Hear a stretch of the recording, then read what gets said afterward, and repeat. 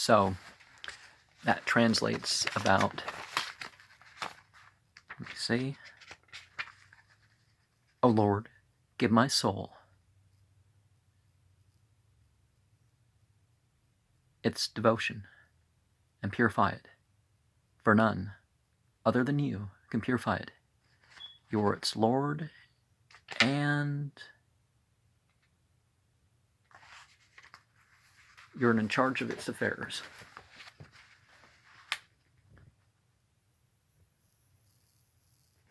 And you shouldn't put your hands too close to your head if you can help it, nor should you, too far apart when you prostrate. And, raising from the prostration position and sitting, Rabbiya, Ekfirli, Warhamni, Wahdani, Wajburni, War Saqni, Wathini, meaning, my Lord, forgive and have mercy on me, guide me and console me, and provide for me, and heal me. And, it's devotion. What I said earlier, it's, God provides us the means for us to do the good that we do.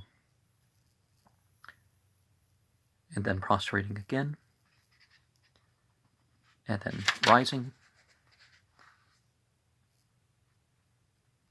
and, performing the prayer till the second rakat, where one does at-tahiyyatu lillahi wa salawatu wa tayyibatu assalamu alayka ayyuhannabiyu wa rahmatullahi wa barakatuhu assalamu alayna wa ala ibadillah salihin ashhadu an la ilaha illallah wa ashhadu la sharika lahu wa ashhadu anna muhammadan abduhu wa rasuluhu. And then the Darood, the axing benedictions upon the Prophet and his true lineage, the spiritual lineage extends to this. Allahumma salli ala Muhammadin wa ala ali Muhammadin kama sallaita ala Ibrahima wa ala ali Ibrahima innaka Hamidun Majid wa barik ala Muhammadin wa ala ali Muhammadin kama barakta ala Ibrahima wa ala ali Ibrahima innaka Hamidun Majid.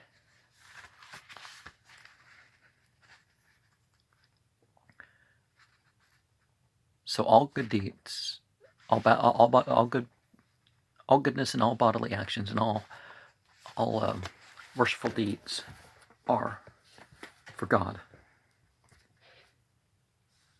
And then the response to the Prophet was, peace and mercy and blessings of God be upon you, O Prophet. It's not that we're addressing Muhammad in the prayer, it's we're enacting the myth. By myth I mean, it has meaning and it has purpose. Peace be upon us and of the devout slaves of Allah. I testify that there is no God but God. And I testify that Muhammad is his slave and messenger.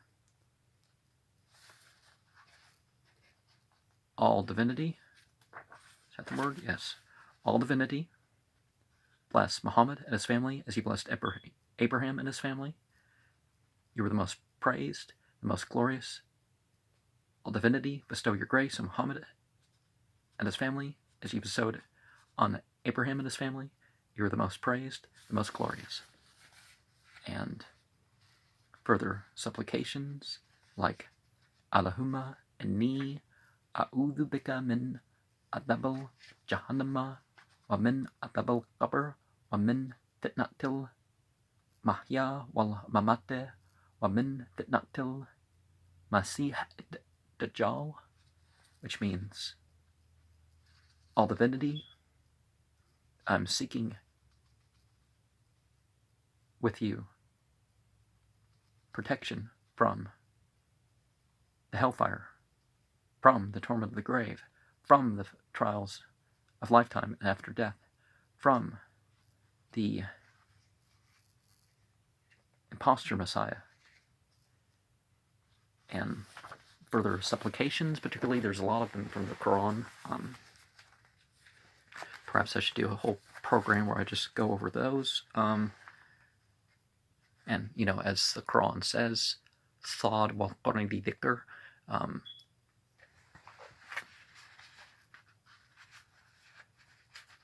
S or C or, you know, whatever English letter you're going to put to that one.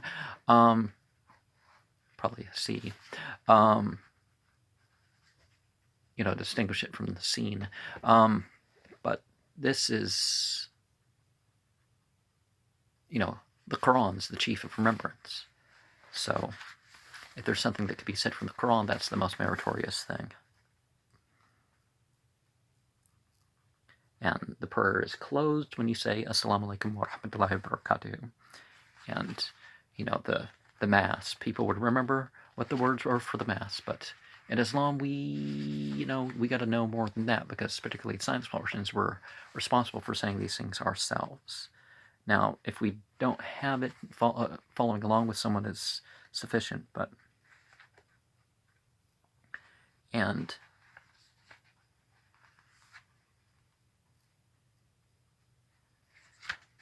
in the afternoon prayers, you know, it's going to be a visible thing. So I figured the middle 10 minutes that afternoon, some people, the other side of the opinion that seems to be supported is that people would wait till the full noon hour. By I mean the middle 12th of the day was over with, and then they would pray.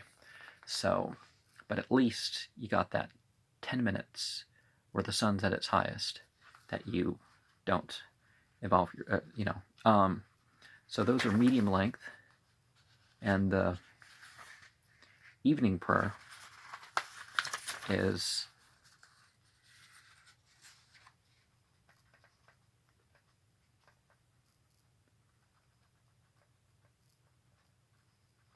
again medium length chapters, but they're out loud. Like particularly from the last 50 chapters of the Quran are ones said in those 3 prayers. But we got,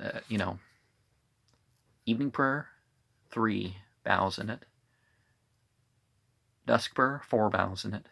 Dawn prayer, 2 bows in it. The afternoon prayers have 4 bows in it.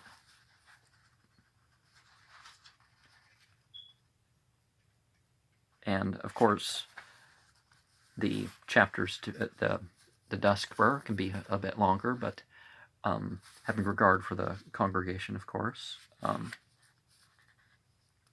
then there's the forgetfulness prostrations.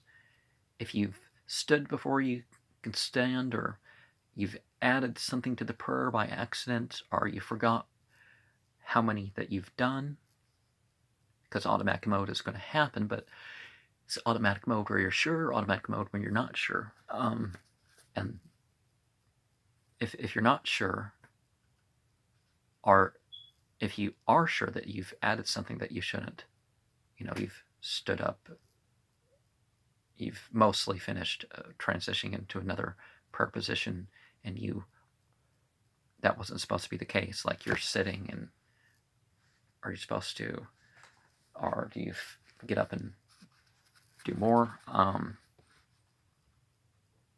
Or if you skip something, or that sort of thing. Because if you're sure, you do 2 forgetfulness prostrations with sitting in between. And so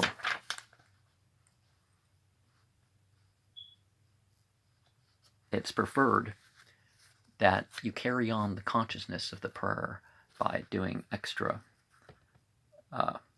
supplications and stuff after the prayer is done. Astaghfirullah,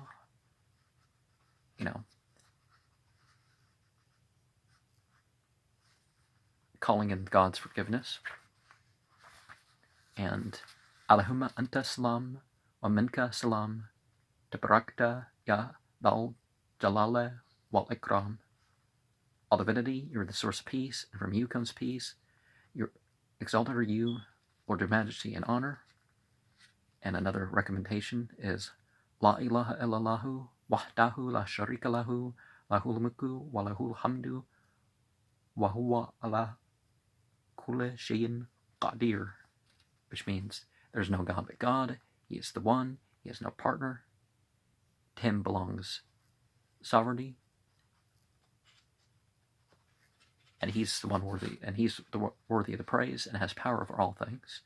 Another one that people would say, Allahumma la mana'a lama laita wala mariya lama mana'ata wala yanfau lal jada minkal jad, meaning, O God, none can withhold what you have granted, none can grant what you withhold, and nothing can be offered by the rich. Richness and fortune comes from you alone, and say, La hawla wala quwwata illa billah. There is no might or power except for God.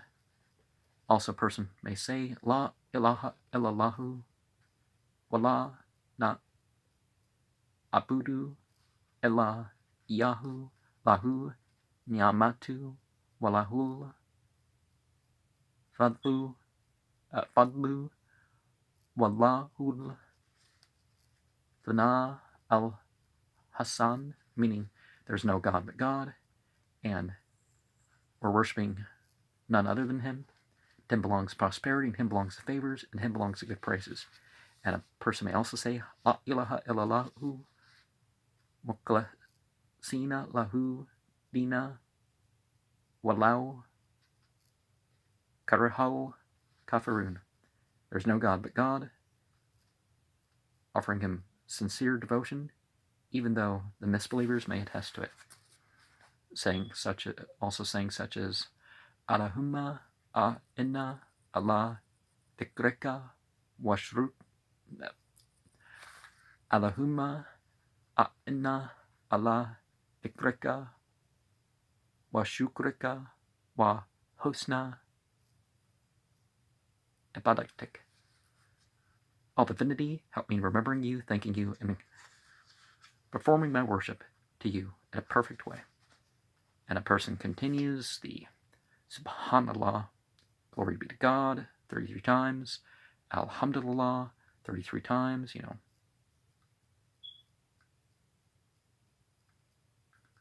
those 11 points if you're going to count it out on your hands. Praise be to God, Allahu Akbar, God is greater than whatever, fill in the blanks. And then finishing that with La ilaha illallahu wahdahu la sharika lahu lahul mulku wa lahul hamdu wa huwa ala kulli shay'in qadir. Meaning there's no God but God alone. He has no partners. To him belongs the dominion. To him belongs the praises. He has the power over all things. And that last supplication is considered like 100 readings and 100 phrases or that sort of thing. And there are various other things that you could say or not say as part of the extra thing. I understand how there's issues if in some congregations, how they pick a particular litany that's a non-obliged litany and say it afterwards, and it interferes with people who would just say the recommended prayers if there are such afterwards, or maybe somebody came in late and wants to finish, making it harder on them by that. There are certain chapters that people may want to say regarding to the time of day. Some people want to say Idul Curtsy, Surah 2, Ayat 255, and if you say it and mean it, it's like nothing He's going to keep you from paradise. So, الله لا إله إلا هو الحي القيوم لا تأخذه سنة ولا نوم له ما في السماوات ما في الأرض من الذي يشفع عنده إلا بإذنه يعلم ما بين أيديهم وما خلفهم ولا يحيطون بشيء من علمه إلا بما شاء وسع كرسيه السماوات والأرض ولا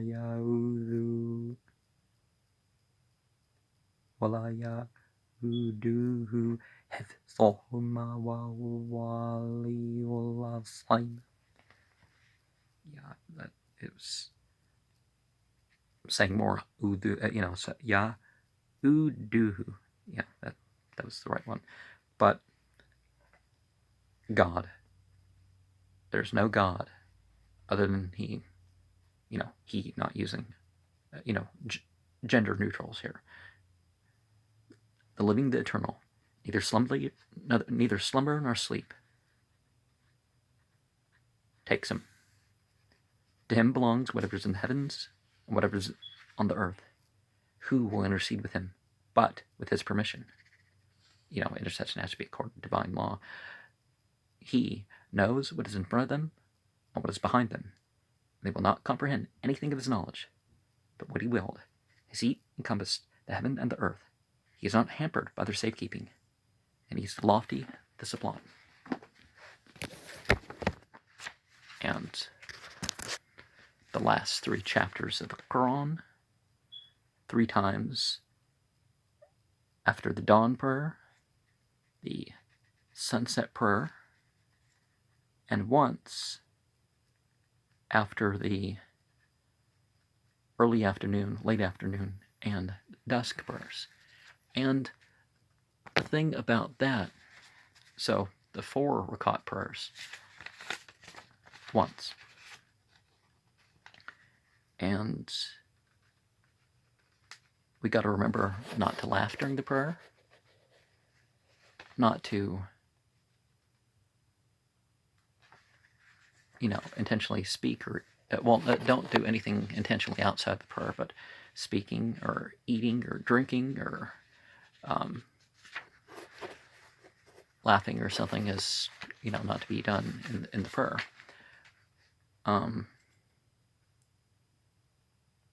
And if during the prayer you become certain that you don't have ablutions, then you leave the prayer.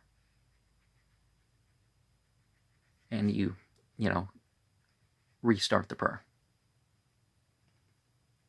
And when you're in the prayer, you're not just, moving quickly and going through the motions quickly. You're required to relax.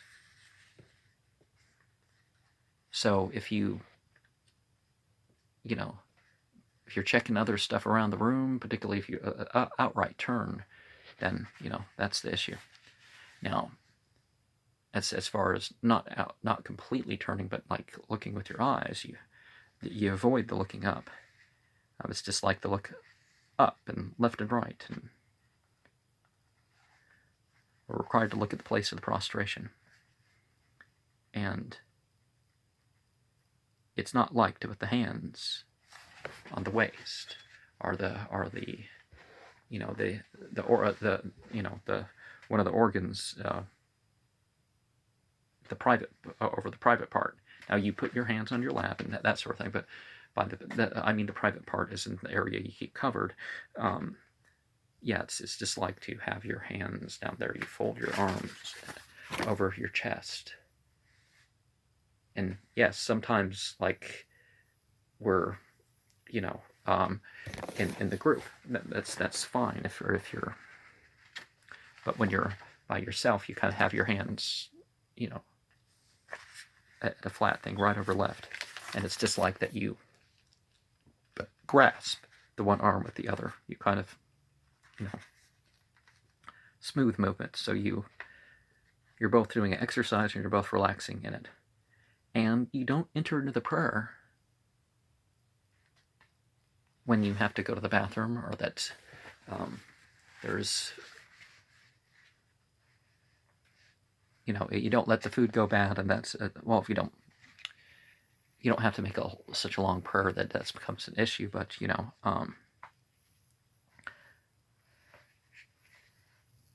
but you don't lead the imam. You've got to be careful as much as possible not to exceed the person leading the prayer if you're being led in prayer. And now there are certain things, period, but you should avoid smelling of the garlic, the onion, the leek, the asafoetida, the uncooked particularly, because that's where it really sticks in. The smoking. Now, a person who's intoxicated from the smoking, there's clear issues that you could connect to Surah 5 and 4 and stuff about the impermissibility of using smoking. Has no medical benefit. Anything that people smoke medicinally is used, it works just as well without it. Ibrite, marijuana, whatever. But marijuana is an intoxicant. If it's needed for survival, that's a bit different thing. If you're using tobacco to treat wounds, that's a different thing. But it's not the same thing. So a person should generally stay away from the masjid if one has those smells on oneself.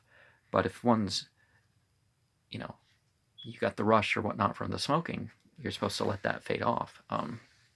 A lot of people you see in Ramadan, they break their fast with cigarettes and say, you really shouldn't be coming in and breathing out the smoke for the 5-10 minutes or whatnot that you're breathing out the smoke upon people. That's really not right to do to people who are choosing to live a life that's of that.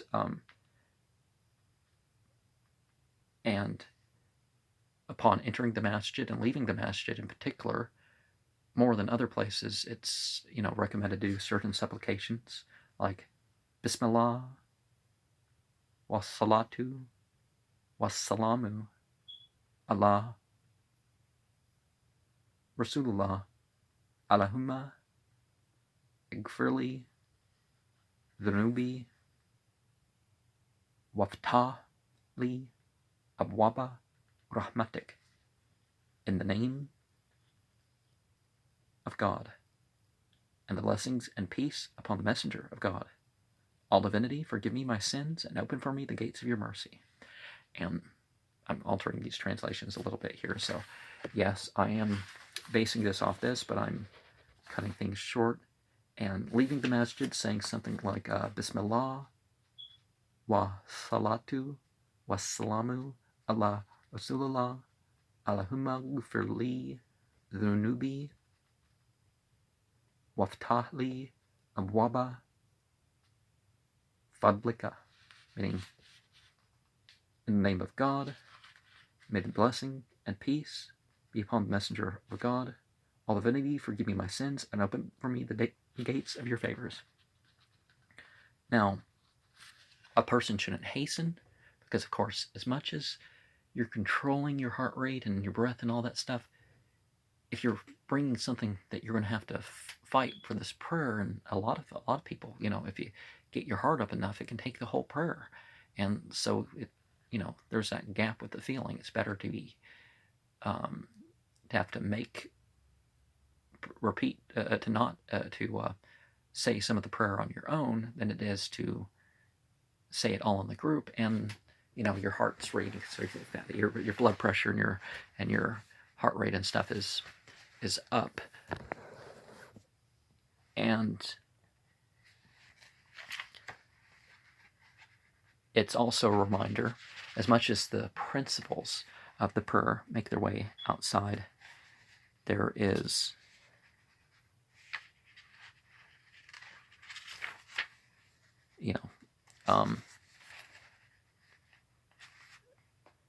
it's what you've done before, your mind is going through that. It's not that the prayer is stressful. It's that you've been trying to ignore whatever problems have been going through your head the whole time.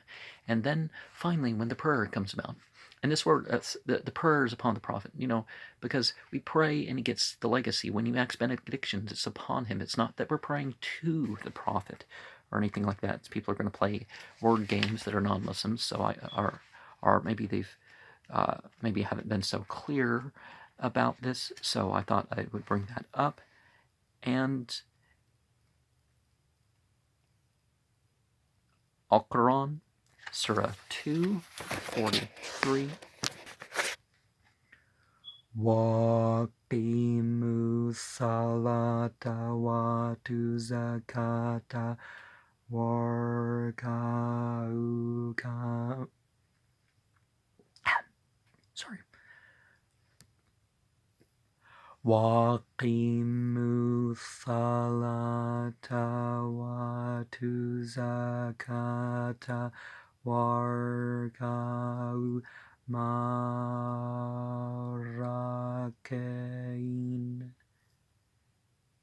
and establish the ritual prayer and give the purifying charity and bow with those who bow down. And the passage continues about the virtues and stuff like that, so sort of a Confucian sort of thing. But so remember, we bow with those who bow. It's not like a lot of cultures where they just show up to the service and don't even sit straight as far as they're doing that. If you can get up, you can get up. But if you're disabled or something and you're incapable of doing these things, that's a different thing. And so it's said that the prayer in congregation is 25 times better if it's done in congregation, 27 times if it's done in a masjid. And if a person can hear the call to prayer, then it's good that the person goes out for the prayer. Any prayer, really, that they can possibly go out for. But it's good that 3 people, if there's 3 people in an area, they should at least meet for the Friday congregation, when that's actually obliged, the congregation. But it's best to more than that. Now, people think you have to have a formal building like this place right here has been dedicated as a house of prayer. No immodesty. No getting dressed in here. No combing of the hair. It said no secular talk. The command is to be coming in here. The cell phones are off. That sort of thing. So this becomes a place where it's 27 times. People think you have to have a regular building, but I don't think I've read the whole Quran in here. Some people have developed different rituals, but really it's, if anything, the Prophet's example of a person who couldn't come to the masjid but once a week, or if you can only have the ability once or twice a week or less than that of coming to a congregational masjid, then you can establish such in your own home. But preferably, it's somebody joins you in that they join you to say two rakat before dedicating the place. And some people have made a lot more elaborate things, like Surah 2's used to exercise homes, so people come in and say that whole chapter, and or people will say the 78 verses that have the 88 mentions of shaitan, shayateen, and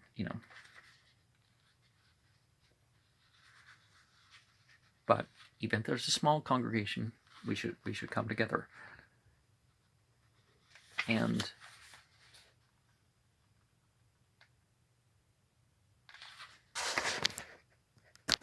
there are sayings about how serious it is, the loss in missing the congregational prayers, but it wasn't that, oh, well, now we have the power and now we can burn down houses and beat people for not saying their prayers or that sort of thing. No, these things were not done. The women shouldn't be kept, just like where it says in Surah 33, that the women shouldn't be kept from their needs. They also shouldn't be kept from going to the masjids without the, if they're being modest, they're not drawing attention to themselves with perfumes and that sort of, they're not doing something that's wrong, and makeup and that sort of thing. Then why not, just like the men. If the men have inappropriate clothing and that sort of thing, they should be, turned away from the masjid until they, if they have the option, if they're so poor and they're dressing in rags and stuff like this, the Prophet definitely, there are people who, delay your rising and delay your setting because, we have poor people, basically we have poor people amongst us who, their clothes don't quite cover themselves. So there was certainly issues with that, but, and nowadays there's issues with safety, particularly in my country. My country has most of the world's certain crime and another type of that crime. So the women and children perhaps should be kept back for their safety. But we should strive to establish a society where they can go off, particularly going off together to head out. But the old and the young, the rich and the poor, the politically powerful, the politically disempowered, anybody who's washed up and claims to be Muslim, going to the prayer, there are all sorts of and there's that position of honor that we all kind of share there. We can, fill up the front rows first. It's not like it was with certain tribes and stuff. Nowadays, it's a lot of not first come first serve, but a political thing. Who gets to be in who gets to check out inside the Kaaba and that sort of thing. That's, Islam has no part in that behavior. 49:13.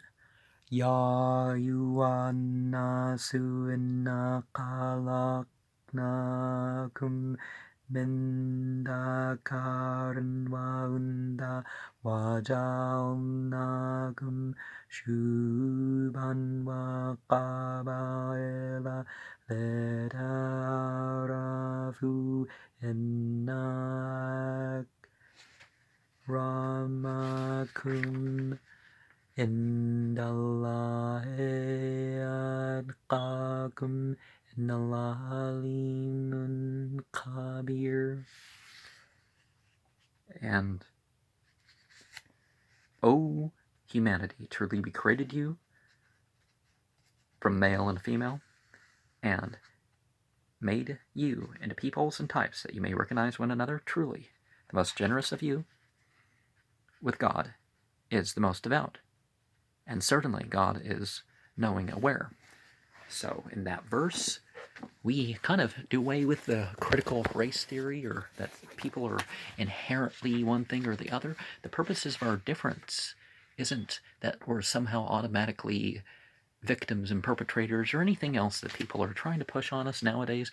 It's that it's the variety for us to that facilitates a knowing between us, and the person leading the prayer being a person who knows, a person who is modest, a person who's leading an example.